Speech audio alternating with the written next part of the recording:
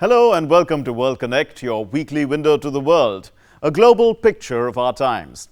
Let's start the ball rolling with the focus of the show. US President-elect Donald Trump is picking his transition team. He has about 4,000 vacancies to fill by January 20, including key cabinet posts. Hectic parleys on with VP-elect Mike Pence in charge of making a smooth transition. Former French PM Alain Juppé, who polls say is the front-runner to win next year's presidential election, is fighting a tough battle to win his primaries for the party ticket against former President Nicolas Sarkozy. Meanwhile, Trump's victory in the US has given far-right National Front leader Marine Le Pen newfound confidence. Iraqi troops advance cautiously into eastern districts of Mosul after a pause in the offensive due to poor visibility. The battle for Mosul enters its second month. The moon came closest to the Earth's surface in its egg-shaped orbit this week. The celestial wonder was marveled at across the world. The rich dance forms of Comoro archipelago on display as the islanders dance the Chigoma Cha Linsuri victory dance, passed down and preserved from the 18th century. US President-elect Donald Trump is continuing with his meetings and consultations as part of his effort to build up his team. More than a week after winning the election, he's yet to announce a major cabinet appointee. His team has announced his trusted military advisor, Lieutenant General Michael Flynn, as the National Security Advisor and Jeff Sessions as the Attorney General. Flynn has advocated cutting off aid to Pakistan if it continues to help jihadist groups. Trump's deputy, Vice President Mike Pence, is in charge of the transition. Meanwhile, Donald Trump met Japanese Prime Minister Shinzo Abe, his first meeting with a foreign leader after winning the elections. US President-elect Donald Trump is working hard on his transition team, and there are many names doing the rounds for important cabinet positions. What is making this exercise all the more fascinating is that Trump is a complete outsider to the system. His choice of Vice President-elect Mike Pence as the go-between with the GOP thus becomes significant. Trump had made it clear he is the one making the final decisions. One of Trump's first decisions was to replace New Jersey Governor Chris Christie with Pence as the head of his transition team. Beginning to discuss areas that we might move forward on together. And I think that's what the American people want us to do, is find ways to revive our economy, improve American lives, enhance the security of this nation, and I'm grateful to begin those discussions on behalf of the President-elect. Trump has exactly 2 months until January 20 inauguration to settle his team and will eventually need to fill about 4,000 positions. U.S. Senator Ted Cruz of Texas, who ran against Trump for the Republican presidential nomination, was also seen dropping in at Trump Towers. It was later reported that Trump was considering Cruz for Attorney General. Loyalists such as former New York City Mayor Rudy Giuliani and former UN Ambassador John Bolton are being considered for Secretary of State, along with a host of others, including South Carolina Governor Nikki Haley. Trump has filled 2 positions so far. His choice of Republican Party insider Reince Priebus to be White House Chief of Staff was heralded by Republican leaders as an indication he wanted to work with the Congress. Republicans maintained their majority in both the Senate and the House in the election. However, Trump's appointment of Steve Bannon, regarded as a white supremacist as the chief strategist, was criticized by Democrats, civil rights organizations, and some Republicans as well. The whole team is working well together. Reince Priebus is exceedingly talented, in my opinion. He can talk to 3 people on 3 phones at the same time, which is a good quality for a chief of staff. He knows everybody and he's got good judgment. Steve Bannon is a powerful intellect and a thoughtful leader that consistently provides good advice. And so it's a good team right now. Japanese Prime Minister Shinzo Abe became the first world leader to meet President-elect Donald Trump in person. He said he hoped for strengthening US-Japanese ties. There has been a swell of protests against the election of Donald Trump as the next US president, and coinciding with that, increasing the burden on law enforcement authorities has been an increase in hate crimes as well. US President Barack Obama met with European leaders in Berlin as part of a farewell tour of Europe.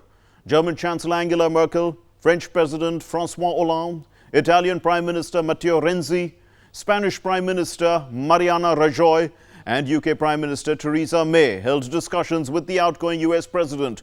Obama, through this trip, seeks to reassure the US allies that President-elect Trump will maintain key core US strategic relationships around the world, including with NATO, once he takes office in January.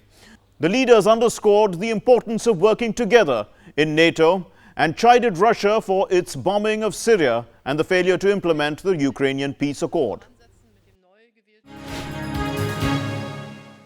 Former French Prime Minister Alain Juppé is fighting a tight race to win the Conservatives' nomination for next year's presidential election.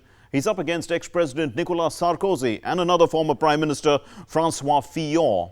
Meanwhile, the far-right National Front leader, Marine Le Pen, is now second favourite to win power in next year's presidential election, just behind Juppé, that's if he wins the party's nomination. And the former Economy Minister, Emmanuel Macron, is also in the fray as an independent. With the high-drama US polls and its surprise climax, France now gears up for the general election. Republican Party will hold its first round of primaries on Sunday to choose its presidential candidate. A possible runoff on the 27th of November will be held if no candidate obtains at least 50% of the vote in the first round. The winner of these primaries will have a strong chance of becoming France's next president. Former Prime Minister Alain Juppé has been ahead in the opinion polls for months. But the race in which 7 members will take part is tightening in its final days, with one poll showing Juppé losing to another former Prime Minister, François Fillon, who has unexpectedly gained momentum. Fillon's potential first-round score has risen 10 points in just 1 month and has become a possible threat to the front-runners. Former President Nicolas Sarkozy is also in the race. Sarkozy hopes that the presidential primary will help propel him back to power. The former president takes a hard line on security and immigration, as against Juppé, who has worked with local left-wing mayors and promoted interfaith dialogue. The two candidates' economic policies are, however, largely similar, based on cutting public spending and scrapping a tax on the wealthy. Opinion polls predict that the Conservative winner of the November primaries will be up against far-right leader Marine Le Pen in a decisive runoff next year. The 48-year-old politician has been the leader of the French National Front since 2011. Releasing the new campaign logo this week, Le Pen said, "A worldwide movement against globalization and ultra-liberalism is gaining ground in France." In another twist to the contest, French President François Hollande's former economy minister, Emmanuel Macron, has announced he is running for the presidency as an independent. The 38-year-old former investment banker promises a change in the political system if elected, and his run is likely to take votes from mainstream candidates. Current German Foreign Minister Frank-Walter Steinmeier is the ruling coalition's candidate for President of Germany.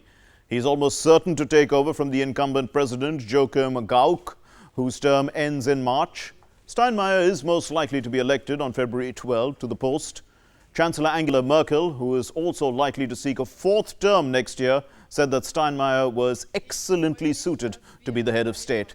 Steinmeier is well liked and he's respected in Germany, and his popularity surged in 2010 when he took a break from politics to donate a kidney to his sick wife. He's also well respected for his role as foreign minister.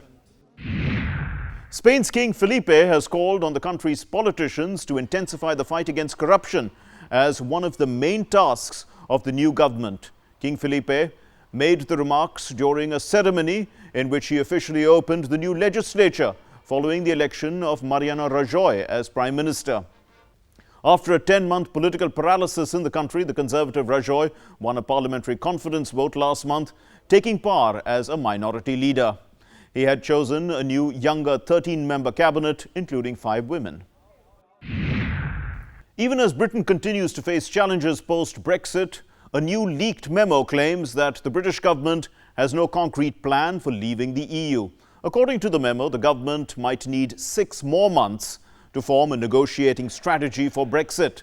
The memo published in the newspaper warns that civil servants are working on 500 Brexit-related projects and could need as many as 30,000 extra staff. The note also contains a string of recent leaks highlighting dissent among senior figures about how May should approach Brexit. The UK government has dismissed the claims of the leaked Cabinet Office memo, and the UK government spokesperson said this unsolicited document has nothing to do with the government at all. Millions of tourists and business travelers visiting Europe will soon have to complete a €5 online security check before arrival into the EU. This is part of a plan to tighten controls on foreigners who do not need visas. The EU has been keen on tightening norms after the IS attacks in France and Belgium and the huge influx of migrants and refugees. The European Union, reeling under migrant crisis, now plans for online screening of visa-free travellers. The European Commission has put forward a new proposal under which millions of foreign tourists and business people who do not need visas to visit the EU will have to complete a €5 online security check before arriving to the bloc.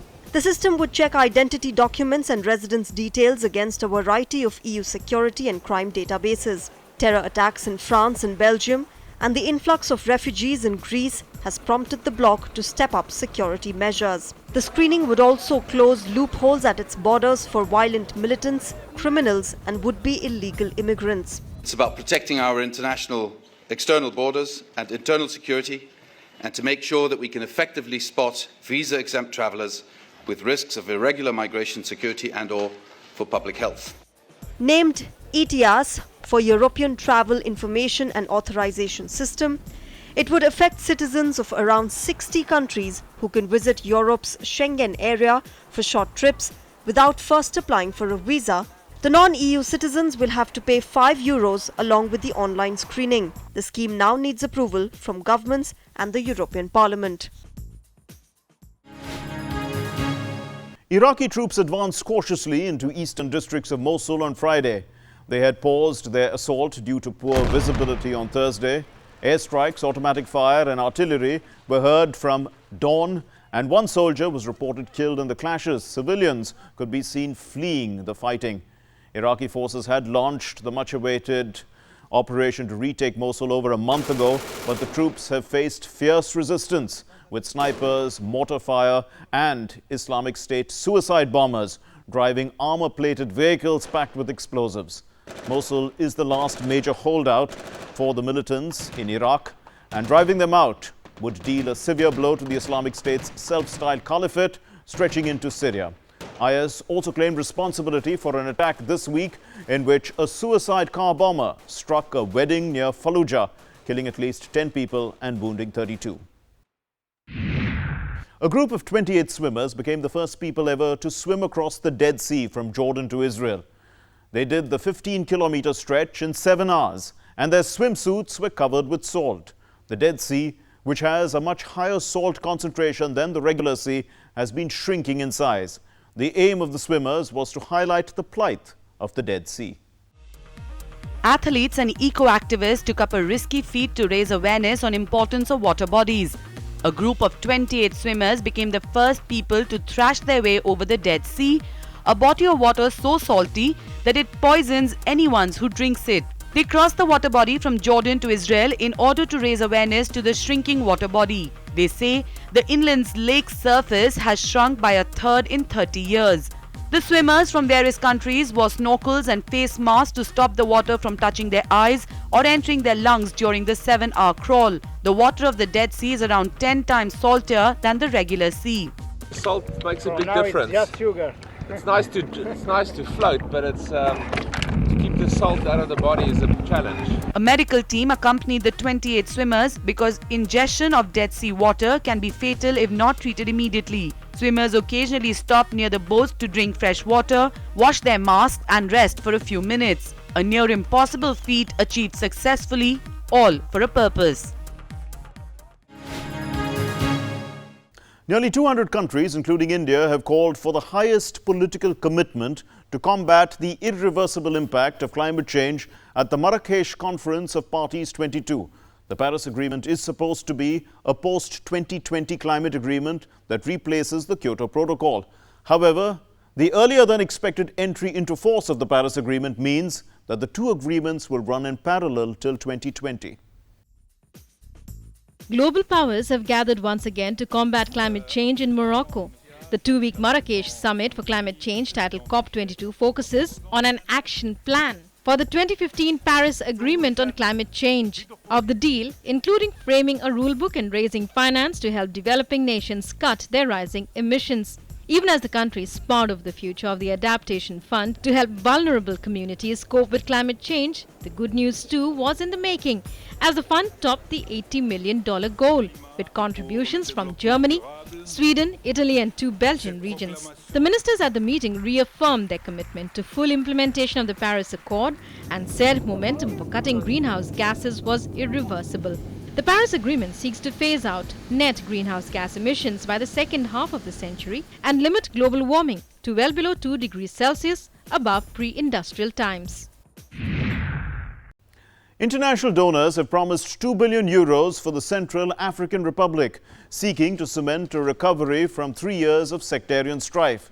The violence has left the country dependent on United Nations peacekeepers, despite a respite in violence following the election of a new president in February. Clashes between militia are rising in the region. 80 countries and international agencies pledged the money for the next 4 years at a Brussels conference. EU Foreign Affairs Chief Federica Mogherini said the donors believed Central Africa had not only overcome a devastating conflict, but that it was ready to rebuild. The largest, brightest full moon in nearly 7 decades made its way across the sky on November 13 and 14 from Beijing to Berlin. Astronomers said it was closer to the Earth than at any time since 1948. The moon at closest approach passed within 3,48,000 kilometers of the Earth's surface, about 35,000 kilometers closer than average. The moon's distance from the Earth varies because it is in an egg-shaped orbit around the planet, and not a circular one. A supermoon occurs when the timing of a full moon overlaps with the point in the moon's 28-day orbit that is closest to the Earth. The next time that a full moon comes as close to the Earth will be in 2034. Let's take a look at some other stories from across the world.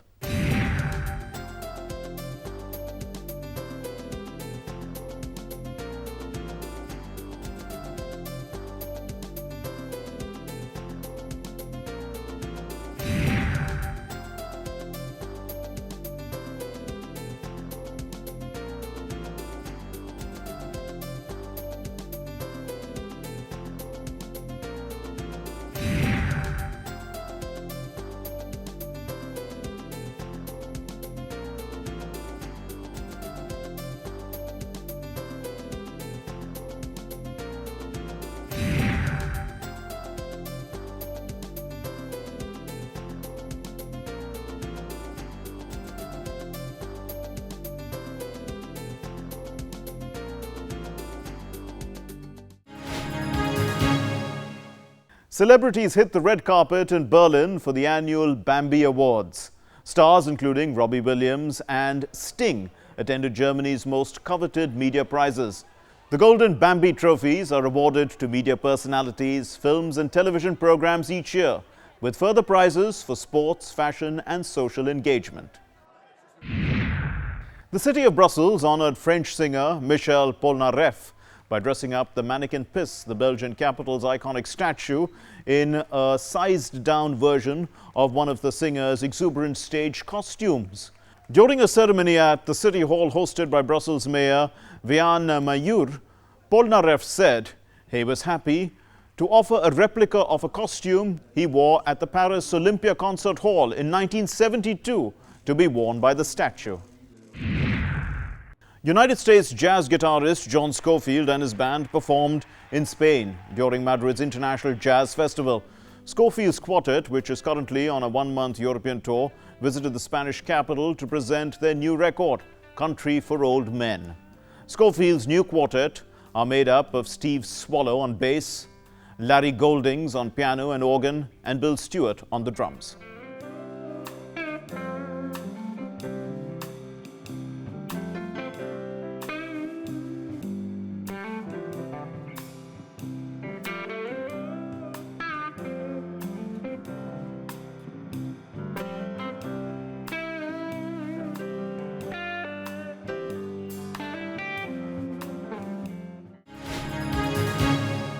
The Comoro archipelago is popular for its traditional dance forms. The core element of these dances is synchronization. The moves are fascinating and beautiful and are done to the beat of drums. Here's an example of the victory dance.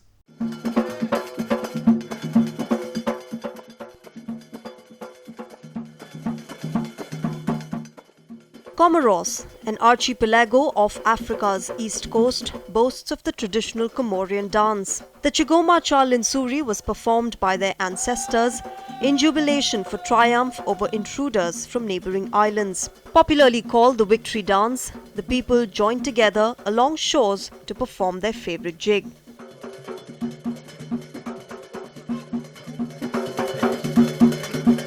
This dance is a historical dance. In the past tradition of the Comoros archipelago, it's known by the name the Warrior Sultan. In Grand Comoros, we had a past of warriors. We participated and we always won. The dance had its origin in the 18th century when the Malagasy chiefs from northern Madagascar raided Comoros to capture the citizens for slave trade with the Arabs. The dancers now imitate most of the age-old styles and rhythms. They form a row, then advance and retreat, creating a circular pattern. This movement is done to signal the rivals. When you say "Wara," it's like you're telling them, "Come, I am ready to hit you again." So that's why we do that, calling people to fight. The leap of victory inspires these dancers who never tire in performing their beloved dance. They hope to keep the tradition alive so that the experience of the true Comorian beat is never forgotten.